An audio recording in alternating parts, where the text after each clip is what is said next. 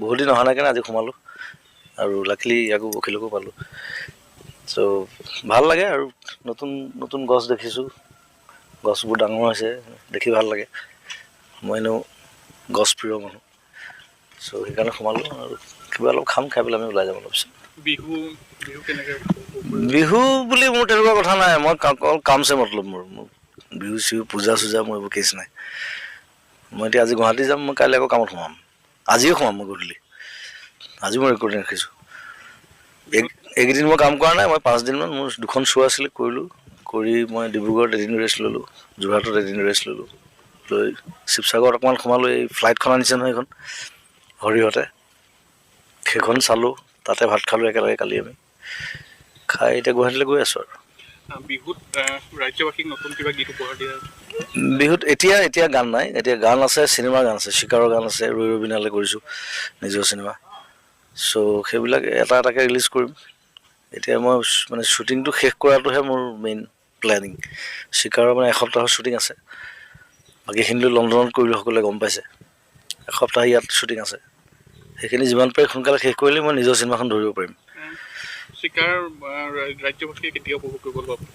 চিকাৰ চাগে অক্টোবৰ পাবগৈ কাৰণ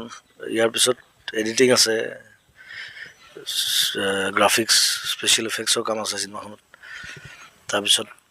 একদম লাষ্টৰ কামখিনি মোৰ বেকগ্ৰাউণ্ড মিউজিক সেইখিনি মই শেষ কৰি দিলেহে চিনেমা ৰিলিজ হ'ব চ' অক্টোবৰ পাবগৈ আৰু তাৰ মাজত আকৌ বিহু আহি যাব নহয় বিহু আহি গ'লে মই কাম কৰিব নোৱাৰিম চ' যেনেকৈ পাৰোঁ মিলাওঁ চাওঁ কেনেকৈ মিলাব পাৰি প্লেনিংটো কৰিব লাগিব ভালকৈ আৰু মোৰ গানৰ কামো আছে মই 3-4টামান গানৰ ভিডিঅ' কৰিছোঁ তাৰ অলপ কাম বাকী আছে সেইকেইটা 3টা গানৰ কাম আছে এতিয়া এই মাহতে শেষ কৰিম কাৰ বিৰুদ্ধে ৰাজ্যত পুনৰ মুখনি আৰম্ভ হৈছে কাৰ বিৰোধিতাটো মই আগতেও কৰিছিলোঁ এতিয়াও কৰোঁ সদায় কৰোঁ আৰু সেইটো যদি ইমপ্লিমেণ্ট কৰিম আকৌ বিৰোধিতা কৰিম হীৰেণ গোহাঁইও কৈছে যে প্ৰতিবাদ হ'ব এইবাৰ প্ৰতিবাদ হ'ব নিশ্চয় হ'ব আগৰ ছিষ্টেমত নকৰিবও পাৰোঁ কিন্তু আমাৰ এবাৰ যিটো কথা ক'লোঁ সেইটো মই ঘূৰাই নলওঁ কেতিয়াও মই তেনেকুৱা মানুহ চ' কাৰ যদি ইমপ্লিমেণ্ট কৰে আকৌ প্ৰতিবাদ কৰিম নিশ্চয় কৰিম গুৱাহাটীত মেজি কিনিব মানে বেচাৰ এটা আৰম্ভ হৈছে আচলতে কি ক'ব সেইখনৰ কথা সেইটো বেয়া কথা নহয় এইটো ভালেই এইটো এতিয়া চবৰে সময়ো নাথাকে মেজি বনাবলৈ বা এইটো নতুন বিজনেছ হৈছে তেওঁলোকৰ লাভ হ'ব মানুহে যি মেজি জ্বলাই ভাল পায় তেওঁলোকে কিনি লৈ যাব ঘৰত জ্বলাব নিজে আৰু চবেই বনাবও নাজানে মেজি